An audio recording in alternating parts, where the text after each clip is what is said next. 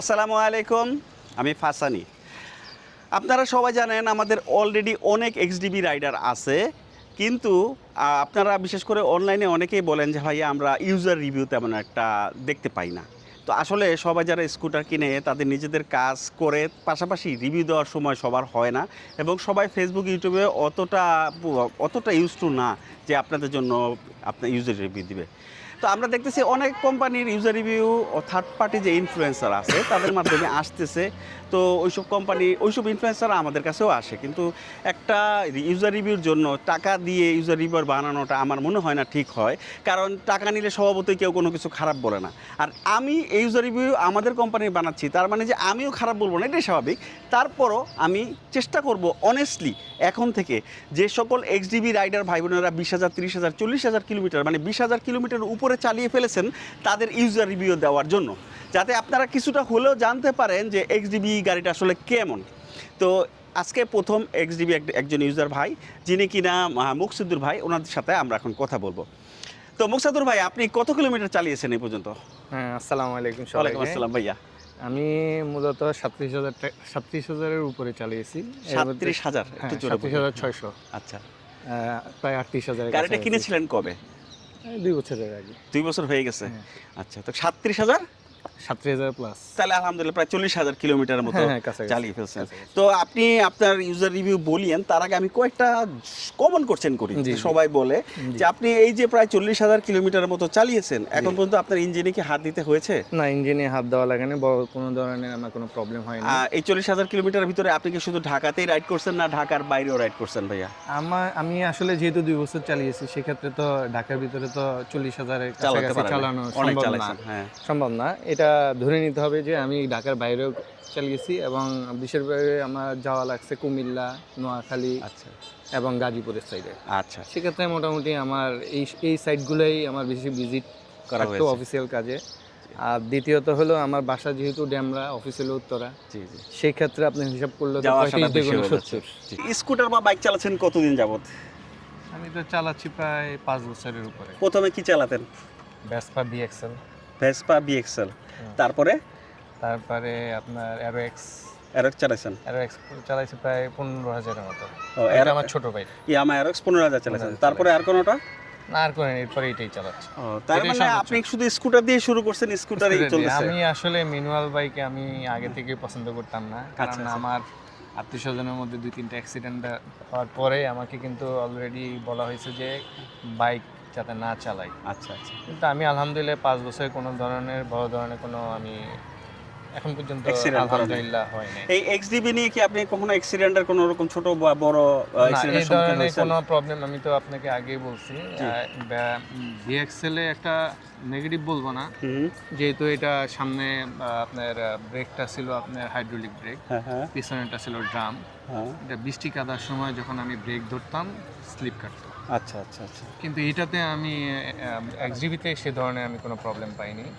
এটা বৃষ্টি বলেন, কাদা বলেন, অফরোড টায়ার যেহেতু, হুম হুম এবং ব্রেকটা অসাম। হুম হুম। আপনি ইনস্ট্যান্ট ব্রেক যখন যে সময় ফোর্স দিয়ে ব্রেক দেওয়া দরকার ওই সময় ধরলেই আপনি ইনস্ট্যান্ট দাঁড়া যাবে সেটা। আসলে একটা বাইক বা স্কুটারের ব্রেকিংটা খুবই ইম্পর্টেন্ট ভাইয়া। হ্যাঁ, অনেক স্কুটারে আসলে ব্রেকটাই আমরা সবার আগে দেখা উচিত, কারণ একটা ছোটোখাটো অ্যাক্সিডেন্ট হলেও আপনার জীবনের প্রতি ঝুঁকি হয়ে যায়। সুতরাং এই ব্রেকিংটা যে স্কুটারে বা বাইক কিনে না কেন, আপনারা অবশ্যই ব্রেকিংটা বেশি খেয়াল করবেন, যেটা ব্রেকিং রেসপন্সটা কীরকম। হ্যাঁ, তো আপনি ভিএক্সএল মানে যেটা আপনার কি ভেসপা, ভিএক্সএল, হ্যাঁ ওই গাড়িটা তো ভালো, ফুল মেটাল। ওই গাড়িতে আমি ওইটা কিন্তু BLDC ওই গাড়িও আমি চালাইছি প্রায় ওইটাও আমি 62-র মতো চালাইছি। 62,000? জি।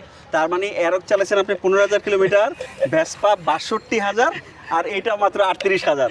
তো ভেসপার তুলনায় তো এটা কমই চালাইছেন। হ্যাঁ, আশা করি এটা 1 লাখ কিলোমিটার ইজিলি চালাবেন। ভেসপার তুলনায় কম চালাইছি, কিন্তু আমার থেকে মনে হচ্ছে ভেসপার থেকে এটার মানে ভিএক্সএল এটা নেগেটিভ বলবো না, প্রতিটা গাড়ির পজিটিভ নেগেটিভ আছে। ওটাও পিয়াজো ইঞ্জিন, এটাও পিয়াজো ইঞ্জিন, জি জি জি। কিন্তু ওটা ছিল সিঙ্গেল চ্যানেল এবিএস ছিল না, হ্যাঁ হ্যাঁ। আর এটা ডুয়াল চ্যানেল এবিএস আছে। এটা যে ধরনের ব্রেক এবং ডুয়াল চ্যানেলের বোশের এবিএস, ABS, জার্মানি। আমাদের হ্যাঁ। এবিএসটা হচ্ছে বোশের এবিএস। আর দ্বিতীয়ত হলো এটা লং ট্যুরের জন্য ভালো, আপনার লং ড্রাইভের জন্য ভালো। ওগুলা তো ধরেন সিটি ড্রাইভের জন্য ঠিক হ্যাঁ, আছে, অ্যাকচুয়ালি এটা সিটি রাইডের জন্য ওই আর গাড়ি। ওটা ফুয়েল ট্যাঙ্ক ছিল 5 লিটারের, আর এটা তো 14 লিটারের। হ্যাঁ, অনেক 17 লিটার। অ্যাডভান্টেজ তো আছেই, Right. দুইটা গাড়ির অ্যাডভান্টেজ ডিসঅ্যাডভান্টেজ তো থাকে। তাহলে আমরা বলতে পারি যে আপনি আসলে অনেকদিন ধরে স্কুটার চালাচ্ছেন। জি, জি, জি। আসেন তাহলে ভাইয়ের মুখে আরো কিছু শুনি আমাদের এক্সডিবি সম্পর্কে। উনি যেহেতু অনেকদিন ধরে চালাচ্ছে, এক্সডিবি সম্পর্কে আরো কিছু শুনি, চলুন। মোকসাদুর ভাই, জি। তাহলে ঢাকা হাইওয়ে সব মিলে আপনি প্রায় 40,000 কিলোমিটার কাছাকাছি, চালিয়েছেন, হ্যাঁ, জি। তো 2 বছর হয়ে গেছে। তো আপনি এই যে এতদিন চালিয়েছেন, কোনো রকম যান্ত্রিক ত্রুটি এই স্কুটার থেকে পেয়েছেন? মানে না, বড় কোনো এখন এমন পর্যন্ত কোথাও বড় গেছেন? ধরনের কোনো প্রবলেম পাইনি, তবে আপনাকে সবসময় সার্ভিসিং সেন্টারের সাথে যোগাযোগ রাখতে হয়। জি জি জি। কারণ কি আপনার এয়ার ফিল্টার নর্মাল যে বেসিক সার্ভিসটা, সেই সার্ভিসগুলো যদি করেন আপনি স্কুটারটা ভালো থাকবে, কারণ Right. এটা আপনার নিজস্ব সম্পদের মতোই। Right. কারণ আপনি বাইরে থাকেন, বাইরে যাতায়াত করেন, Right. আর সেই ক্ষেত্রে আপনার অবশ্যই এটা যদি সার্ভিসটা কন্টিনিউ রাখেন, আপনার গাড়িটা আপনাকে স্মুথ আপনাকে সাপোর্ট দিবে। এই পর্যন্ত আপনি কি কি চেঞ্জ করছেন? মানে এয়ার ফিল্টার তো, ব্রেক প্যাড এগুলি? আমি মূলত এই 40,000-এর ভিতরে আপনার এয়ার ফিল্টার অনেক প্রায় 4,500 থেকে 5,000 পর পর আমি চেঞ্জ করছি, জি জি। এবং সবসময় 2,000 পর পর আমি সার্ভিসিং করিয়েছি। আচ্ছা। পাশাপাশি 2,000 পর পরে এয়ার ফিল্টার আমি পরিষ্কার মানে নর্মাল যে সার্ভিসটা, সেই সার্ভিসটা কন্টিনিউ করেছি। জি। আর দ্বিতীয়ত হলো আপনি যে কথাটা বললেন এই 38,000-এর ভিতরে আমি কি কি চেঞ্জ করি, বড় ধরনের কোনো কিছু চেঞ্জ হয় নাই আমার, শুধু পুলিং বল যেটা, সেটা ball আমি প্রায় 22,000-এ একবার চেঞ্জ করছি। আচ্ছা আর দ্বিতীয়ত হলো ক্লাস প্লেটে হাত দেওয়া লাগে না এখন পর্যন্ত। আচ্ছা। আর ব্রেক প্যাডগুলো আমাকে প্রায় মানে ফার্স্ট টাইমে আমি বুঝতে পারিনি, যেহেতু বৃষ্টি, কাদা, ধুলোবালি, সেক্ষেত্রে অনেক সময় দেখা গেছে আমার 700-তেও গিয়েছে। আচ্ছা। আর এখন আমি হিসাব করে দেখছি, গত ঈদের পর থেকে আমি অলরেডি একটা ডিস্ক মানে আপনার ব্রেক প্যাড আমি চেঞ্জ করিনি এখন পর্যন্ত 8,000-এর মতো চালিয়েছি। 8,000 মতো। সেক্ষেত্রে আমি ধরে নিচ্ছি যে এটা হয়তোবা আপনার এইখানে ভিডিওর মাঝখানে আমি একটু ইন্টারাপ্ট করি, সেটা হচ্ছে অনেকেই বিশেষ করে বৃষ্টি কাদার দিনে আমরা একটা জিনিস খেয়াল করছি, অনেক রাইডাররা আছেন যাদের ব্রেক প্যাড খুব দ্রুত ক্ষয় হয়ে যাচ্ছিল। তো পরবর্তীতে আমরা দেখলাম আসলে বৃষ্টি কাদার ভিতরে আমাদের দেশে তো রাস্তাঘাটে এমনিতেই কাদা থাকে, বৃষ্টির পানির সাথে সাথে কাদাগুলি গিয়ে ডিস্কের ভিতরে এবং ক্যালিপারের ভিতরে জমা থাকে। তো সেই ক্ষেত্রে যখন আবারও গাড়ি চালানো হয়, তখন এই বালুর ঘর্ষণে খুব সহজে ব্রেক প্যাডগুলো নষ্ট হয়ে যায়। সুতরাং এটার সলিউশনটা খুব সহজ, সেটা অনেকেই জানে না। আমি একটু বলে দিতে চাই আপনাদেরকে, আপনারা বৃষ্টির দিনে সবসময় চেষ্টা করবেন যে গাড়ি চালানোর পরে বাসায় যখন যাবেন বা অফিসে যখন যাবেন, তখন অবশ্যই একটু পানি দিয়ে পরিষ্কার করতে, ডিস্কটা এবং ক্যালিপারটা যদি একটু পানি দিয়ে পরিষ্কার করেন, তাহলে রাত্রের ভিতরে শুকা যাবে, পরের দিন সকালবেলা ইনশাআল্লাহ আপনার আর গাড়ি চালাতে সমস্যা হবে না।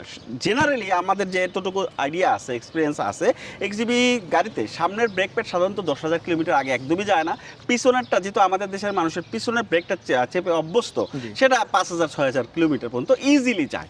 তবে এই কিছু কিছু ইউজার ভুলের কারণে বৃষ্টির দিনে একটু বেশি ব্রেক প্যাডটা যায়, এটা আসলে সবার জেনে রাখা উচিত। না, এই ক্ষেত্রে আমি যেহেতু ইউজার রিভিউটা স্মুথ আপনি বললেন যে বলার জন্য, হ্যাঁ হ্যাঁ, একবারে সেক্ষেত্রে যা আমি আপনি বলবেন। আপনি তো আমাকে টাকা দিয়ে আনেন, না, যেটা না, রিয়ালিটি না, সেটাই জি। আমি বলবো, মিথ্যা কথা বলে লাভ নাই। জি। সামনে ব্রেক প্যাড ভাই আমি ফার্স্ট টাইমে আমি 6,000 পাইছি, এরপর থেকে এখন 16,000-এর মতো হয়ে গেছে। আচ্ছা। এখন পর্যন্ত আর আমার হাত ওটা ওই দেওয়া বৃষ্টির লাগেনি, দিনের ওই ভুলটার কারণে হাত দেওয়া লাগেনি। আর রেয়ার ব্রেক প্যাড সাধারণত আসলে শুধু এটা না, অন্য গাড়িগুলো তো একই অবস্থা, যে শুধু XDB-তেই প্রবলেম। এটা ডিসঅ্যাডভান্টেজ বলতে আপনি এটাকেই তো আমরা বুঝছি যে রেয়ার প্যাডটা একটু তাড়াতাড়ি যায়, জি। কিন্তু আমি আবার যদি আপনি হিসাব করেন, ইয়ারলি আপনি হিসাব করেন 4 মাস বৃষ্টি বা 5 মাস বৃষ্টি, বাকি যদি আমি 6 মাস হিসাব করি, আমি তো অলরেডি 8,000-এর উপরে চালিয়েছি। আমি আপনাকে বলছি অলরেডি, আমি আজকেও চেক করেছি, সেটা মোটামুটি আরো 4-5,000 চালানো যাবে। তার মানে আমি এটা দিয়ে এভারেজ করলে আমার তো হয়ে একটু যায়। মেইনটেনেন্স করলেই হ্যাঁ, হয়ে যায়। হয়ে যায়। আর ব্রেক সম্পর্কে যেহেতু কথা বলা হচ্ছে, জি, জি। সুতরাং আমি বলে দেই, আমাদের এক্সডিবি গাড়িতে ব্রেকের যে আসল ক্যালিপার, মেইন যে জিনিসটা ক্যালিপার এবং ব্রেক প্যাড, সেটা ব্যবহার করা হয়েছে জেজুয়ান কোম্পানির। এটা একটা স্প্যানিশ কোম্পানি, আপনারা যে কেউ চাইলে গুগলে সার্চ করে দেখতে পারেন। বাজারে যে সকল স্কুটার আছে বেশিরভাগই নন ব্র্যান্ড, কোনো ব্র্যান্ড নাই, চাইনিজ কোনো ব্র্যান্ড, কিন্তু আমরা বলতে পারি যে আমাদের ব্রেকটা হচ্ছে জেজুয়ান। সাধারণত অলমোস্ট যদি বাইরের নর্মাল চাইনিজ ব্রেক প্যাড বা ক্যালিপারের দাম 500 টাকা হয়, এটা কিনা প্রাইস প্রায় 1,000 টাকা, অলমোস্ট ডাবল। তো এক্সডিবি আসলে সবসময় চেষ্টা করছে সবকিছু ভালো দেওয়ার জন্য। আচ্ছা ভাইয়া, ব্রেক প্যাড গেল, এখন বাকি জিনিসগুলোর কথা বলেন। বাকি যে জিনিসগুলো আমার সাসপেনশন নিয়ে, পিছনের সাসপেনশনটা আমার কেন জানি মনে হচ্ছে যে নেগেটিভ কথাটাই বলতে, জি জি অবশ্যই বলবেন। হ্যাঁ, একটু হার্ড মনে হচ্ছে। আচ্ছা, ঠিক আছে। আর এটা কি সামনে ইদানিং না শুরু থেকেই? না, এটা ইদানিং ধরে আমার মনে হচ্ছে, যেহেতু আমার মনে হয় 38,000 আমি ভাঙা রাস্তায় যেহেতু চলাফেরা করছি, এটার জন্য হইতে পারে। আচ্ছা। আর দ্বিতীয়ত সামনে সাসপেনশন নিয়ে আমার কোনো মানে নেগেটিভ কোনো ইয়ে নেই। আর ওভারঅল এটাকে যদি আপনি ইঞ্জিন পারফরমেন্সের ব্যাপার ধরেন, না আমরা আস্তে আস্তে আলহামদুলিল্লাহ। একটা করে আচ্ছা, যাই, আচ্ছা, ঠিক যেমন আছে। ব্রেক প্যাডে গেলাম, এখন জি। সাসপেনশনের জি, কথা। জি। এখন আমি আপনাকে বলি আমাদের সাসপেনশনটা হচ্ছে KYB, জাপানিজ KYB কোম্পানির। হ্যাঁ, জি। অনেকেই এই জিনিসটা জানে না যে আমাদের যে পিছনে সাসপেনশনটা আছে সেটার যে এয়ার ব্যাগটা আছে, মানে এই যে সামনে যে গোল্ডেন কালারের জিনিসটা দেখতেছেন, এইটার ভিতরে নাইট্রোজেন গ্যাস থাকে, নর্মাল কোনো গ্যাস না, নাইট্রোজেন গ্যাস থাকে। সেই গ্যাসটা আস্তে আস্তে যত ইউজ করবেন আপনি, যেমন কমে যাবে। আপনি হয়তো জিনিসটা জানতেন না, আমি আপনাকে জানাই দিলাম, সেটা আপনি রিসেন্টলি করবেন। নাইট্রোজেন এটা রিফিল করা যায়। অনেক সাসপেনশন আছে যেগুলোর নাইট্রোজেন যে ভিতরে গ্যাসটা থাকে সেটা রিফিল করা যায় না, কিন্তু আমাদেরটা সেটার ব্যবস্থা আছে। এবং মজার বিষয় হচ্ছে যে বাংলাদেশে অনেক ভালো ভালো কোম্পানির যে এয়ার ব্যাগগুলি আছে ওগুলোও রিফিল করা যায় নাইট্রোজেন, কিন্তু আমাদের দেশে কোনো সার্ভিস সেন্টার আপনি পাবেন না যেখানে গিয়ে আপনি আপনার সাসপেনশনে নাইট্রোজেন গ্যাস ভরতে পারবেন। অনেক দোকানে, অনেক সার্ভিস সেন্টার আমি দেখেছি যে নাইট্রোজেনের পরিবর্তে নর্মাল যে গ্যাস আছে বা বাতাস আছে সেগুলি ভরে দেয়।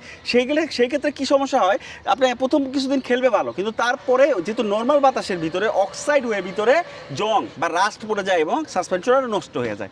তো আপনারা যারা এয়ার ব্যাগ ইউজ করেন রিফিলেবল, যেগুলো রিফিল করা যায়, সেগুলোতে অবশ্যই নাইট্রোজেন ভরবেন। এবং আমাদের সার্ভিস সেন্টারে আমরা এই প্রথম নাইট্রোজেন ভরে রাখার ব্যবস্থা করছি।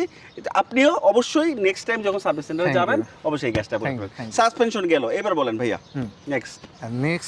নেক্সট আপনার ব্রেক নিয়ে যদি আমি কথা বলি, জি। ব্রেকে আমি যেহেতু হাইওয়েতে চালিয়েছি জি। এবং ঈদের পরে আমি গ্রামে গেছি, একটু জোরে বলেন, 180 একটু কিলোর জোরে মতো আমি চালিয়েছি, 180 থেকে মনে হয় 190-এর মতো। আচ্ছা, আর সেক্ষেত্রে আমি দেখলাম আমার ব্রেক অসাম।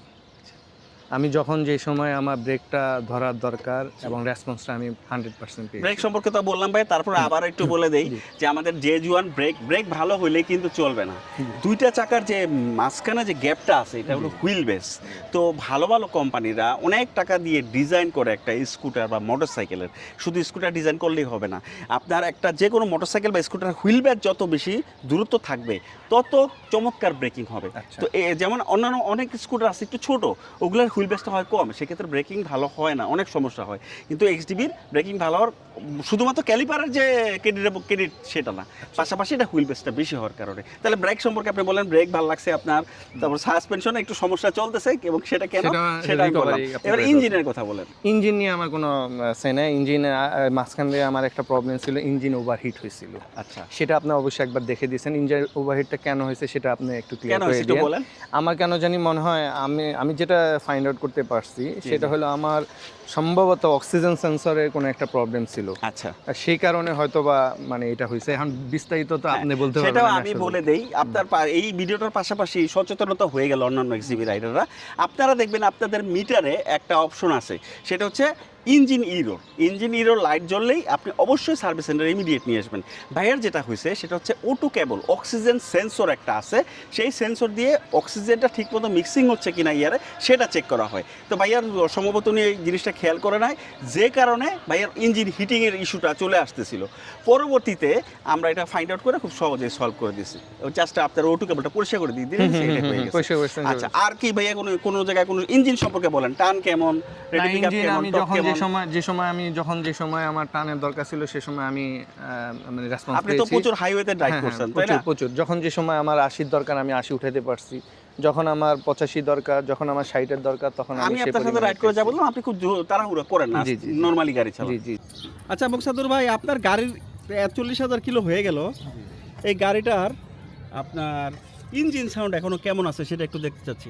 গাড়িটা স্টার্ট করেন তো ভাই। যত পুরান হচ্ছে গাড়ি, যত পুরানো হচ্ছে সাউন্ড তত ভালো হচ্ছে। অনেক গাড়িতে দেখা যায় গাড়ি চলতে চলতে আস্তে আস্তে সাউন্ড পেটে যায়, এরকম কোনো সমস্যা নাই তো?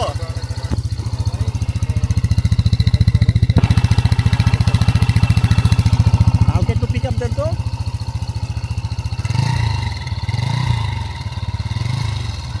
মানে সাউন্ড আর কোনো ফাটে না, কোনো মতো কোনো ফাটছে? সাউন্ড খুব স্মুথ। আপনাকে তো আগেই বলছি 20,000 চালানোর পরে আপনি এটার মজাটা পাচ্ছেন এখন। ওকে। আর মুকসাদুর ভাই, এটার ব্যাটারি সম্পর্কে কি বলবেন ভাইয়া? ব্যাটারি অলরেডি আমি 38,000-এর কাছাকাছি চালাইছি। আচ্ছা। এর মধ্যে মনে হয় 37,500-র মধ্যে আমি ব্যাটারিটা চেঞ্জ করছেন।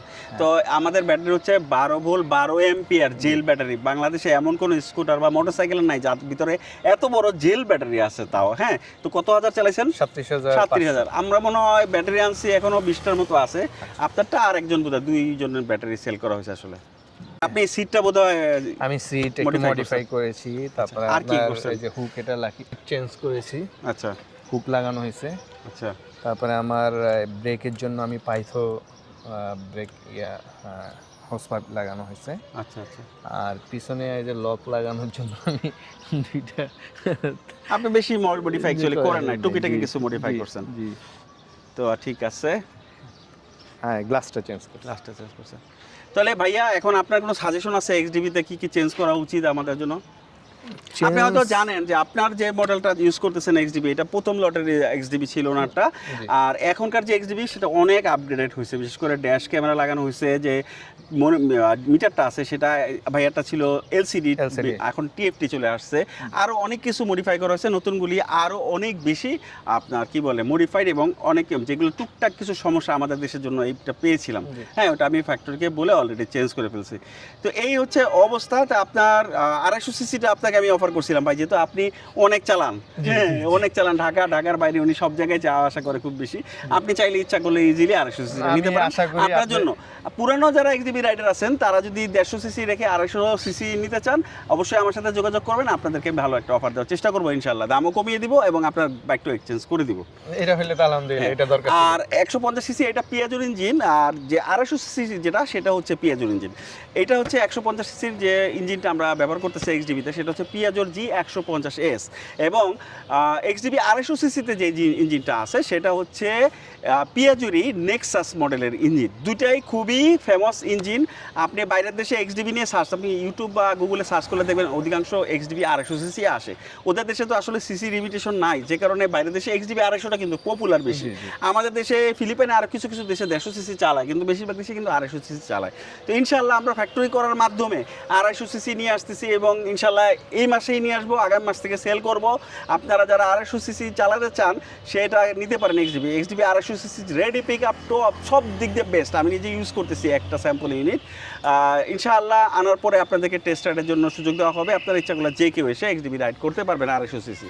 মোকসাদুর ভাই, এই এক্সডিবি নিয়ে আপনার কোনো ঘটনা আছে কিনা যেটা মনে করার মতো? যদি থাকে আমাদের সাথে একটু শেয়ার করেন। দুইটা মজার ব্যাপার আছে, সেই ব্যাপারটাই আমি একটু আসলে বলতে চাচ্ছি। প্রথমত আমি যখন ফার্স্ট টাইমে এক্সডিবিটা কিনেছিলাম, সেই ক্ষেত্রে মানে যখন মতিঝিলে আমি ইউটার্নটা নেই, ইউটার্ন নেওয়ার সময় আমাকে পুলিশের সার্জন আমাকে ধরেছিলেন, কারণ আমার ফগ লাইট লাগানো ছিল। সেই কারণে আমাকে তখন তারা কেস দিতে চেয়েছিল। আমি তখন বললাম যে আপনারা একটা কাজ করেন, যেহেতু আপনারা আমাকে কেসে দিবেন, এইটাকে আমি কি নিজে লাগিয়েছি নাকি আপনার মানে ইনবিল্ড করা, সেটা একটু চেক করেন। তখন সার্জন সাহেব এটা চেক করার পর আমাকে ছেড়ে দিয়েছেন। এটা হলো একটা মজার হিস্ট্রি। আর একটা হিস্ট্রি ছিল, আমি কুমিল্লা যেতেছিলাম, আমাকে কেউ একজন ফলো করতেছিল। আমি তখন পিছন দিকে লক্ষ্য করতেছিলাম কেউ আমাকে ফলো করতেছে। আমি তখন দাঁড়ালাম, পিছন দিকে আমাকে হর্ন দিয়ে বলছে থামানোর জন্য। আমি থামালাম, কারণ আমি গাড়িতে চালাইতেছিলাম প্রায় 80-র কাছাকাছি। কারণ উনি সম্ভবত ডিসকভারি 110 চালিয়েছেন। ধরে আসে আমাকে বললো যে ভাইয়া এই গাড়িটা কি আপনার ব্যাটারিতে চলে? তখন আমি হাসতেছিলাম, বললাম না এটা তো পেট্রোল এবং অকটেনে চলে। তখন উনি হাইসা বললো যে এটা তো দেখা যায় স্পিড তো অনেক। আমি বললাম যে এটা তো 150 সিসি, হয়তো এই কারণে আপনার থেকে মনে হচ্ছে যে এটা খুব দ্রুত চলে। এটা হচ্ছে মজার একটা ছিল। আচ্ছা আচ্ছা। তো অনেকে আসলে বুঝে না যে এই ফগলাইটটা আমাদের তো ইনবিল্ট। প্রাইভেট কারেও দেখা যায় যে অনেক প্রাইভেট কারে ইনবিল্ট ফগলাইট থাকে, সেই ক্ষেত্রে মামলা দেওয়ার কোনো সুযোগ নেই। হ্যাঁ, কিন্তু বাইরে থেকে যদি আপনি মডিফাই করেন, অর্থাৎ বাইরে থেকে যদি আমরা ফগলাইট লাগাই, সেই ক্ষেত্রে মামলা দেওয়ার এখতিয়ার পুলিশের আছে। তো এইটা হচ্ছে এক্সডিবির সবচেয়ে বড় সুবিধা।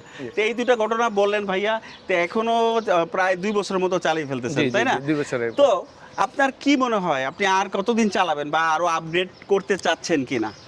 আমি আসলে ফার্স্ট টাইমে যখন চালিয়েছিলাম আমি মনে করছি যে আমি অন্য কোনো ব্র্যান্ডে যাব, হ্যাঁ হ্যাঁ কিন্তু এখন মনে হচ্ছে না। আমি যেহেতু লং ট্যুরে আমি 3-4 বার গিয়েছি, জি জি এবং আমার থেকে মনে হচ্ছে যে এটার মানে সবচেয়ে বড় কথা হলো গিয়া আপনার ব্রেক, এবং আমার যখন যে সময় আমার রেসপন্স করা দরকার গাড়ি আমাকে ইঞ্জিনটা সেই ধরনের রেসপন্স করছে। আচ্ছা সেক্ষেত্রে আমার এখন পর্যন্ত এর থেকে তো ভালো স্কুটার আমি দেখতেছি না। আচ্ছা আর দ্বিতীয়ত হলো আপনার, আমরা যদিও মনে করি এটা চাইনিজ স্কুটার, জি জি কিন্তু আমার মানে আমি তো চাইনিজ তো আমরা মোবাইলও ইউজ করি, রাইট চাইনিজ তো আইফোনও আছে। রাইট আপনি যেরকম টাকা দিবেন সেরকম করে তো বানিয়ে দিবে, Right. ঠিক আছে।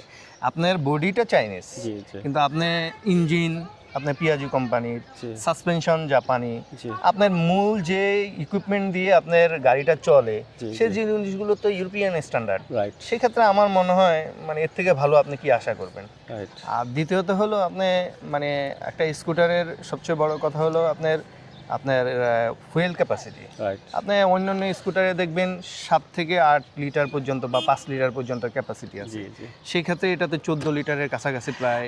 এইবার যে তেল সংকট চলতেছে, অনেক রাইডার আমাকে ফোন দিয়ে বলছে ভাই আপনাকে অসংখ্য ধন্যবাদ, আমাদেরকে এমন একটা স্কুটার দিয়েছেন যেটাতে কিনা ট্যাঙ্কি 13.5 লিটারের উপরে, তো আমাদের আসলে ঘন ঘন তেল নেওয়ার প্রয়োজন হয় না, অনেকে রিল্যাক্স ফিল করছে, এই জন্য আমাকে ধন্যবাদ দিয়েছে। না, আরেকটা মজা আছে যে আমি যখন নোয়াখালী গিয়েছিলাম আমিও ভয়ে ভয়ে, কারণ কি আমি যেহেতু কুমিল্লা যে আমি তেল আগে নিতাম, হ্যাঁ হ্যাঁ সেক্ষেত্রে যেহেতু আমি কুমিল্লা যেহেতু তেল পাইনি, আচ্ছা পাবো না, আমাকে আগে ইনফর্ম করা হয়েছে, হ্যাঁ হ্যাঁ আমি 5 লিটার তেল এক্সট্রা নিয়ে নিছি, সিটের নিচে সিটেন দিছি। আচ্ছা কিন্তু আমার বিশ্বাস করেন ওই 5 লিটার আমার হাত দেওয়াই লাগে নাই, কারণ আমার 14 লিটার ভরার পরে আমি হিসাব মানে আপনাকে স্কুটার চালাতে হলে তো ফুয়েল ও কনজাম্পশনের ভালো ব্যাপার কথা, থাকে, আপনাকে ফুয়েল ফুয়েল কনজাম্পশনের ব্যাপার থাকে।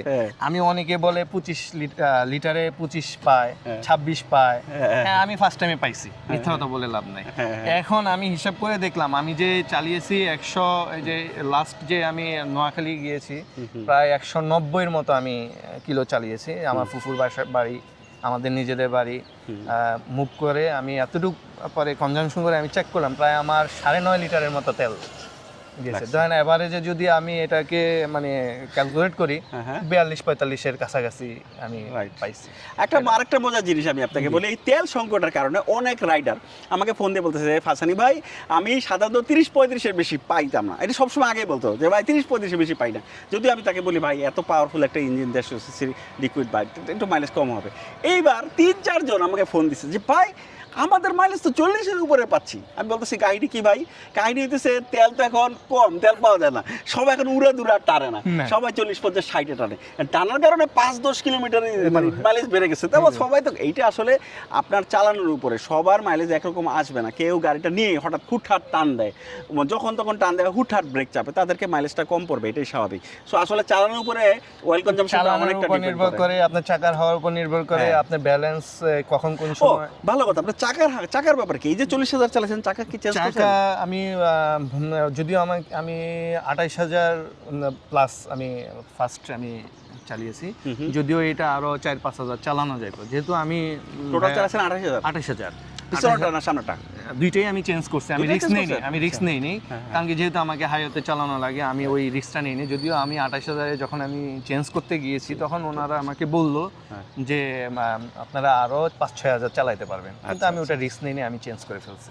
এখন কথা হচ্ছে আমাদের চাকা হচ্ছে টিমসানের যে গ্রেডের চাকা, হ্যাঁ আমি ইচ্ছা করলে সিএসটি চাকা নিয়ে আসতে পারতাম, সিএসটি চাকা প্রায় 4-5 হাজার টাকা কম, কিন্তু এইটা এত ভালো চাকা যে আসলে আপনার সবচেয়ে মেইন সুবিধাটা হচ্ছে এই চাকাটা আপনার গ্রিপটা খুব ভালো পাবেন। আচ্ছা, আর একটা ডুয়াল পারপাস চাকা, তো আপনি মনে হয় খুব বেশি দ্রুত চেঞ্জ করে ফেলছেন। আরো 1-2 জন ভাই চেঞ্জ করছে, ওনারা সবাই 30,000 কিলোমিটার পরে, তাও শুধু পিছনের চাকা। এবং 2-1 রাইডার ভাই আপনাদেরকে বলছি, আমি আপনাদেরকে সার্ভিস সেন্টারেও বলছি ভাই আপনাদের চাকা কিছু নাই, অলরেডি 40,000 চালা ফেলেছে, চাকার প্রায় দাগুলিও নাই, তারপর ওনারা চালাচ্ছেন। এটা ভয়াবহ রিক্সি, এতটুকু রিক্স আপনারা নেবেন না।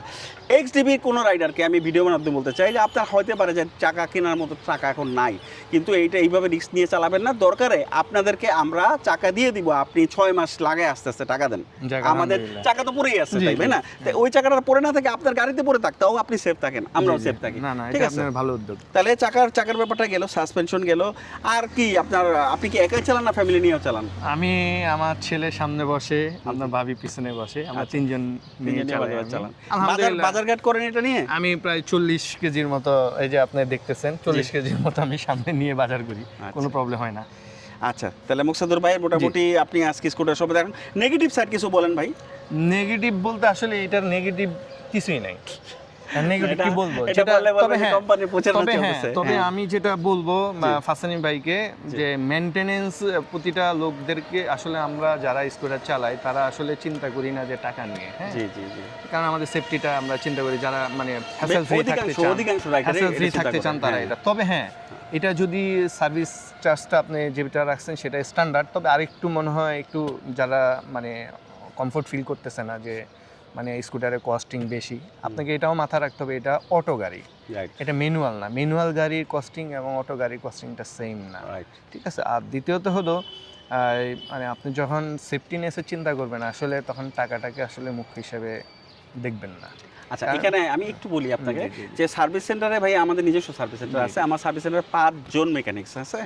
এখন আমি শুরু থেকে চেষ্টা করতেছি যে আমার সার্ভিস সেন্টার থেকে আয় করার কোনো দরকার নাই, আপনারা অ্যাটলিস্ট সবাই হ্যাপি থাকেন। জি, জি। দেখেন আমি 4টা সার্ভিস আপনাদের ফ্রি দিচ্ছি অলমোস্ট 1 বছর। জি জি হ্যাঁ, তো কিন্তু আমার সার্ভিস সেন্টারের ভাড়া আছে, পোলাপানের বেতন হ্যাঁ, এটা আছে, স্বাভাবিক। পাশাপাশি যে ডিলার সার্ভিস সেন্টারগুলো দিচ্ছি তাদেরকে কমিশন দিতে হয়।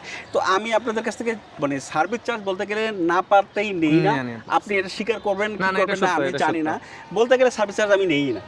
আর স্পেয়ার পার্টসের কথা যদি বলেন তাহলে ওটা এডিবি সহ শুরু করে অন্যান্য যে স্কুটারগুলি আছে সেগুলো পার্টসের প্রাইস আর এইটার পার্টসের প্রাইস বাইরে অলমোস্ট সেম।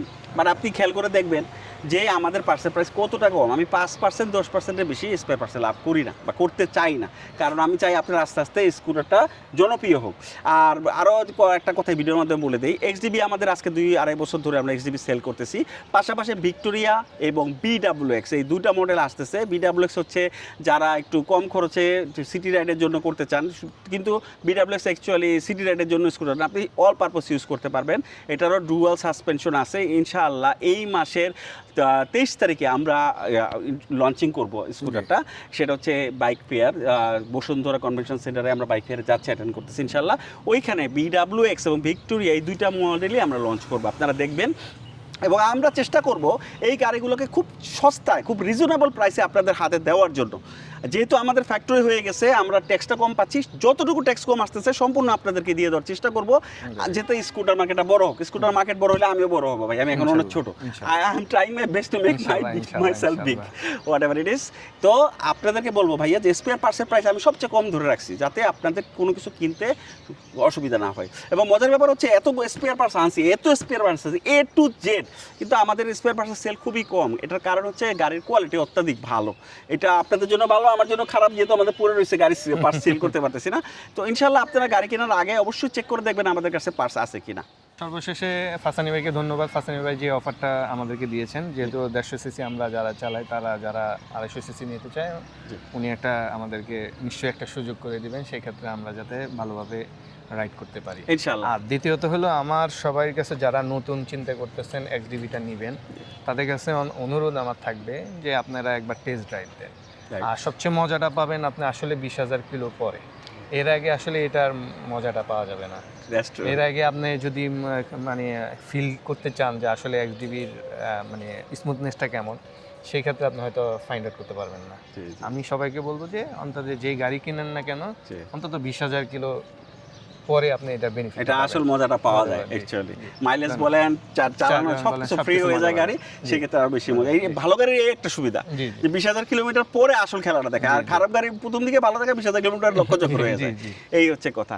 তো ইনশাআল্লাহ আমরা ঢাকা কেন্দ্রিক, চিটাগাং কেন্দ্রিক আছে, এবং পরবর্তীতে ইনশাআল্লাহ মোটামুটি সবগুলো বিভাগীয় শহরে আমরা ডিলার দেওয়ার চিন্তা ভাবনা করতেছি। বেশ বড় আকারে আমরা আগাবো ইনশাআল্লাহ। তো আপনাদের দোয়া প্রার্থনা করতেছি। আর আজকে এই পর্যন্তই। মুকসাদুর ভাইকে অসংখ্য ধন্যবাদ। উনি একটা রিকোয়েস্টে চলে আসছে যে একটা রিভিউ দিব, ভাই আসেন। এখন থেকে আমি ইনশাআল্লাহ যারা যারা রাইডার আছেন 20,000 কিলোমিটার পার হয়ে গেছেন, সময় তো পাই না আসলে, এদিকে ফ্যাক্টরি, এদিকে শোরুম, আরও টুকটাক, যদিও আমার এখন আর অন্য কোনো ব্যবসা নাই, ইনশাল্লাহ এটার উপর টোটালি ফোকাসড আছে এবং এটাকে বড় করার জন্য যা যা করার দরকার যাবতীয় ইনশাল্লাহ করবো। ইনশাল্লাহ। এবং আমি বলতে গেলে ওয়ান ম্যান আর্মি ভাই, আমি বাইরে ইনফ্লুয়েন্সার থেকে শুরু করে কোনো অ্যাডভার্টাইজমেন্টে কাউকে 2টা পয়সা দিয়ে ভালো কিছু বলার চেষ্টা করি না। না। আপনাদের রাইডারকেও আমি বলি না ভাই আরেকজনকে না, বলেন। আপনি তো আমাকে আসার সময় আমি আপনাকেও বলছি, আপনি না। নিজেও বলছেন যে যেটা রিয়েল সেটাই আপনি সেটাই, বলেন। আমিও চাই না যে আসলে অ্যাডভার্টাইজমেন্ট করে ডেকে ডেকে গাড়ি বিক্রি করার। জি, জি। আমি বিশ্বাস করি জিনিস যেটা ভালো সেটা গাড়ি এমনিতেই কিনবে। আমি বাংলাদেশে স্কুটার প্রথম আনছি এবং কয়েক হাজার, 3,000 3,500 জিরান গাড়ি বিক্রি করছি। ওখান থেকে আমার অনেক এক্সপিরিয়েন্স হয়েছে। অভিজ্ঞতার আলোকে আমি এখনো খারাপ কোয়ালিটির দিকে যাব না এবং ইনশাল্লাহ কখনোই যাব না। সব দিকে চেষ্টা করব, সব দিকে ফোকাস রাখবো যে ভালো জিনিস যেন আপনাদের হাতে যায়। লং জিয়ার সমস্ত গাড়ি আমি আনতে পারতাম, কিন্তু লং জিয়ার শুধুমাত্র বেছে বেছে যেগুলির কোয়ালিটি ভালো এবং যেগুলো কিনা বাইরের দেশে পপুলার সেইগুলি আনার চেষ্টা করতেছি। হয়তো ভবিষ্যতে আরও কিছু ব্র্যান্ডের আনবো, কিন্তু আমি যেটাই আনি না কিন্তু আপনাদেরকে এনশিওর করতে চাই যে অবশ্যই ভালো কোয়ালিটির জিনিস ভালো দামে আপনাদের হাতে দেওয়ার চেষ্টা করব। পাশাপাশি সার্ভিস, স্পেয়ার পার্টস সবসময় আমি অ্যাভেলেবেল রাখবো ইনশাআল্লাহ। তো থ্যাংক ইউ মুকসিদুর ভাই Thank you আসার ভাই, জন্য। ভালো থাকবেন। আল্লাহ হাফেজ ভাই, দোয়া করি। আপনাদের সবাইকেও আল্লাহ হাফেজ।